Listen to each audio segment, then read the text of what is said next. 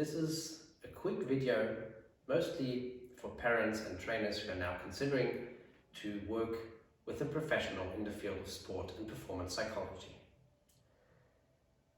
The reason I'm recording this video is the following. If you go to a dentist or any kind of doctor, for example, you automatically can be assured that the person has had the amount of training and possesses the skills that they need to help you with your problem. For example, if you have a problem with your tooth. In the field of sport and performance psychology, it is a little more difficult. That is caused by the difference of certain titles being used. You have people that call themselves sport and performance psychologists, mental trainers, mental coaches, and the like. Depending on the country you live in, those titles may be protected or not. So in some countries it might be completely fine to call yourself a mental coach even though you might not have had a lot of training or specific courses that qualify you to do this kind of work.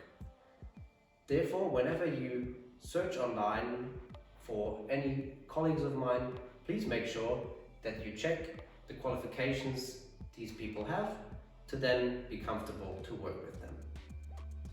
Myself, I have a university background, I have studied psychology, I hold bachelor's and master's degrees, and I'm currently pursuing a PhD in sports psychology, which focuses on competitive anxiety with athletes.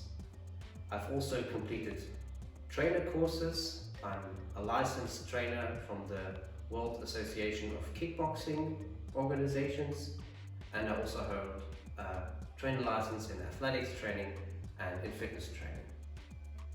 So my advice for you, to sum it all up, is check the qualifications of everyone you're considering to work with, and then also, if it's unclear for you, feel free to ask those people to just provide you with all the information you need. I hope this was helpful, but please do reach out with any questions.